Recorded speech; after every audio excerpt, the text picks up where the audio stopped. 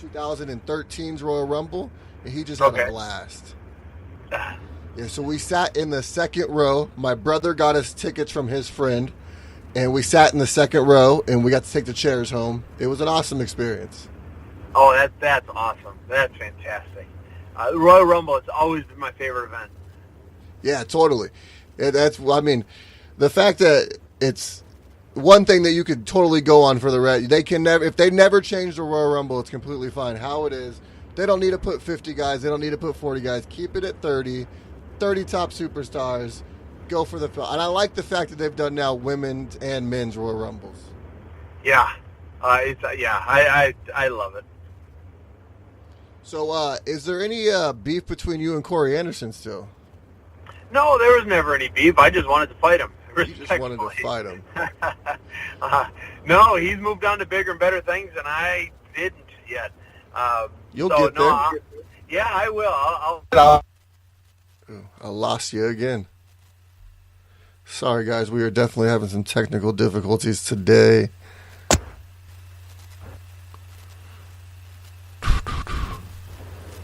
Are you there, Sam? Oh, I can hear. I hear you. All right, perfect. What are you? Are you on the road right now? Going to get a new truck? I am. Yep. I'm on my way to look at some new trucks. Nice. You're in California, correct? Yes, sir. Nice. Do you want to give a shout out to the dealership you're going to? I don't even know what dealership I'm going to. I just Googled it. Nice. Google it and put it right into the GPS. We'll see what they've got. Thank God for technology. Hey, it is. I'd be lost without it. So you coach a lot of fighters currently, correct? Yes, sir. I run the Team Quest amateur team, and then I do a lot of stuff with the pros as well. Just got done coaching the pro team practice actually today. Is there some up-and-comers we should be keeping our eyes on? Jordan Winsky, he's about as good as it gets. One of my best friends. He's been with me. I've been fighting for 11 years. He's been fighting with me for 10. He's fighting some injuries, but he's better than most. And he'll make that UFC title run sooner than later. Nice. Your wife McKee is in your corner for your fights. How does that work out for you? Oh, I love it. I just everyone puts such a big thing on their fight day. It's like, yes. It's, everything, and it's what I do. If a realtor were to get up every day and make it the most, this has got to be the biggest. If I fail, if I do that, you couldn't. My wife is there with me in my training days. She's there with me every day. My kids are there in the stand, and I change as little as possible for my fight day. And I'm never nervous. I'm excited about what I get to do, and I know I belong doing it with these people. Yeah, no, it's great. Like, you hear some fighters who are like, they don't even want their wives around them, but the fact that you were able to have that whole family atmosphere around you, I think that's amazing. Oh, down in Brazil, we had so much fun until, the second round. We were down, they've got like this Central Park kind of park. It was like a mile away. We walked there twice every day. We brought the kid down the street, and we made it our home for a week, and it was wonderful. And it's an experience every fighter that puts so much pressure on themselves will never have. Well, outside of the fight, then, what was your favorite part of Brazil this last trip? That park was wonderful. It was such a beautiful park. And we lost him one more time. Are you there? Hello? Sorry about that. No worries. All right, so you were saying the park in Brazil? Yeah, I was saying the city, it had its nicks and scratches on it, but the park was perfect. So we loved that park. We had so much fun in it. Nice. Now, you're a certified nutrition, correct? Yes, I've been working with George Lockhart for about 3 years. I've been certified with him for about 4 or 5 months. What brought that about? The getting certified was he helped me do a couple cuts, and I just couldn't believe it. It was night and day difference. It was, if I could change anything about my career, it would be how to do what he does.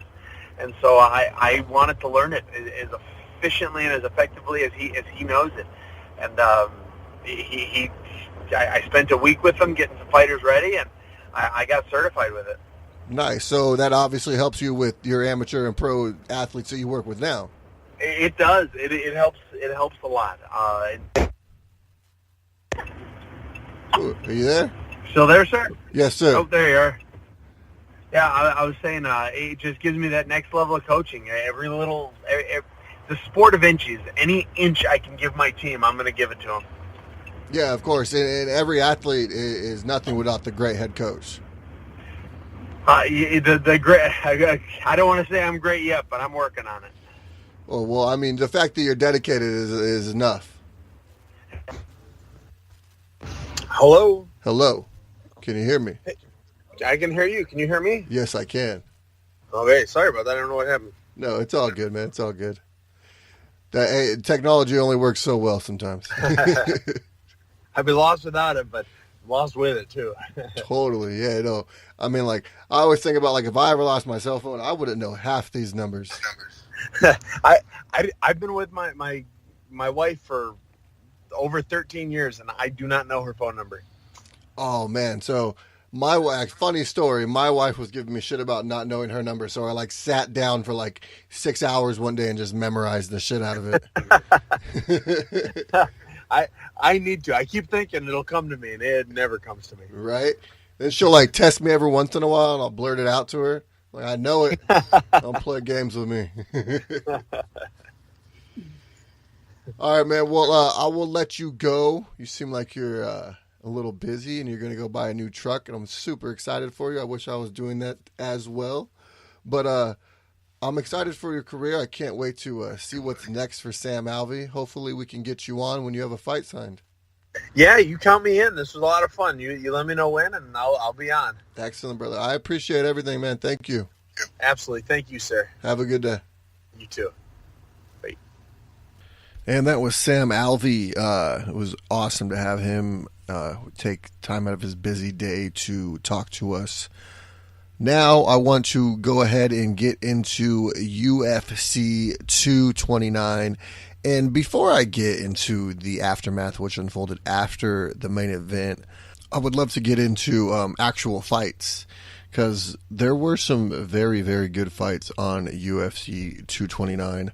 The biggest thing that I guess you could say stood out to me in the prelims was Aspen Ladd. Aspen Ladd took out a very tough Tanya Evinger by TKO 3 minutes and 26 seconds into the first round. And she really just dominated the former Invicta bantamweight champion in Evinger. And Aspen Ladd really looked like she's ready to excel in this 135-pound division.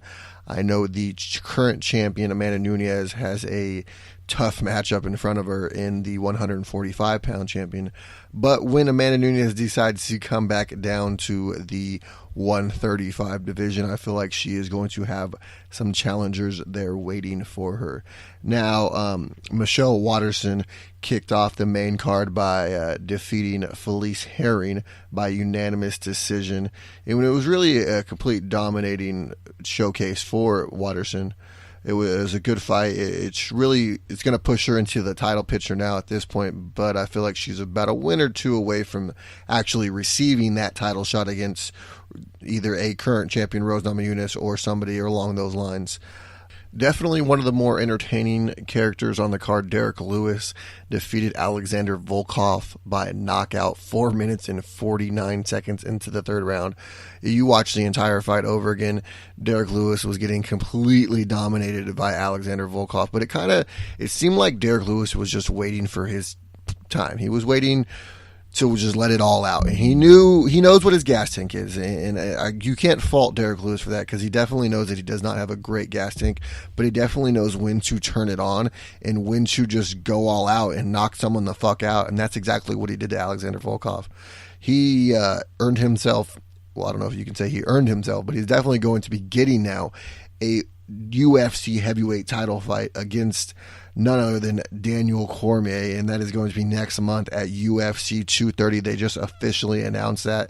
It was kind of a weird, quick turnaround how it happened. Like I had mentioned earlier with Sam Alvey, the original main event was supposed to be Sijara Eubanks versus Valentina Shevchenko for the now, I guess, vacant 125-pound women's title. That is now officially scrapped. Eubanks is still on the card, but she's going to be on the undercard and going to be facing Roxanne Modafferi. And now we are going to get the flyweight title fight that I guess we were originally supposed to get after the real original plan. I don't know how you explain this whole fucking flyweight division. It's ridiculous. But here or there, we now officially have a title fight. It's going to be Joanna Jędrzejczyk versus Valentina Shevchenko at UFC 231 in Toronto. The main event of that is going to be Max Holloway defending his UFC featherweight title against T-City Brian Ortega. But back to 229. Now, the light heavyweight division has been very quiet, and there really hasn't been any young up-and-coming stars who have been able to break past that upper echelon of fighters. But one guy who did do that this weekend was Dominic Reyes. And Dominic Reyes officially won by unanimous decision. But if you watch that fight, he knocked OSP out in the final seconds of that fight. OSP was out. He was out. There's no way about it. I don't even know how they even sit here and call this a unanimous decision. As you know, if you watch the fight, OSP was going out, if not already out, by the time the bell hit 0 and they rang it. Now, we officially know what's going on with the light heavyweight division. Daniel Cormier has been officially stripped of the UFC light heavyweight title, and there has been a UFC light heavyweight championship match already signed, sealed, delivered, and it will be taking place in Las Vegas at UFC 232, and it will be a rematch that is 5 years in the making. What people will say is arguably the best light heavyweight title fight of all time. John Jones will be returning to take on Alexander the Mauler Gustafsson. Like I said, that's going to be in Las Vegas. I cannot wait. That is I guess that's going to be the main event for Cyborg Nunez. It'll be interesting how they play that one out. Now, Tony Ferguson defeated Anthony Pettis at UFC 229, and he did that with a great showing. He put on a hell of a performance. Pettis is no slouch. Pettis hit Tony Ferguson so hard that he broke his hand. Duke Rufus actually stopped the fight in between the second and third round. One of the best decisions I've seen coach make for his fighters is to go ahead and know when to fold them. You know what I mean? Know when to hold them, know when to fold them, the poker reference. Definitely Duke Rufus knew that his fighter was injured, and he wants his fighter to live to fight another day. He wasn't going to beat Tony Ferguson with one hand. Tony Ferguson is not the type of fighter you want to be fighting with one hand, no matter who you are. And Duke Rufus saw that his fighter was done once he realized the hand was broken. So they did the smart move. I really think that was probably honestly one of the smartest decisions of the night, along with another one that we'll discuss after we break down this main event here. Now, for everyone that was wondering how this was going to play out, we officially figured it out. And Khabib Nurmagomedov just put a fucking mauling on Conor McGregor. And it's really that simple.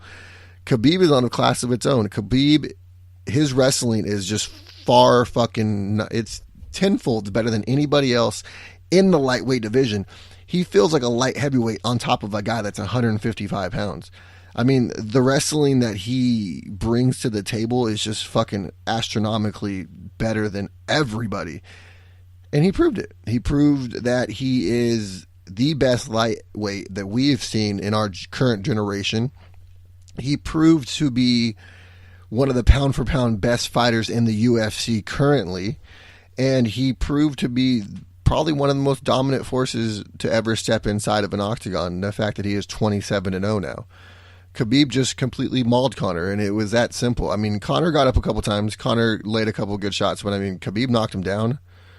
Khabib really dominated Conor, and I really feel like if they're ever going to make a rematch, and I feel like they should have a rematch eventually, but it can't be anytime soon. If you have a rematch before December of 2019, I really think you're rushing it, and I really think Conor McGregor needs to get a fight, or if not, 2 fights in before you see him face somebody along the lines of Khabib Nurmagomedov one more time. That being said, Tony Ferguson needs to get a title shot against Khabib Nurmagomedov. I know they've already tried to fucking do this shit like 5 times, but we're going to try it one more time because it's really a fight that Tony deserves.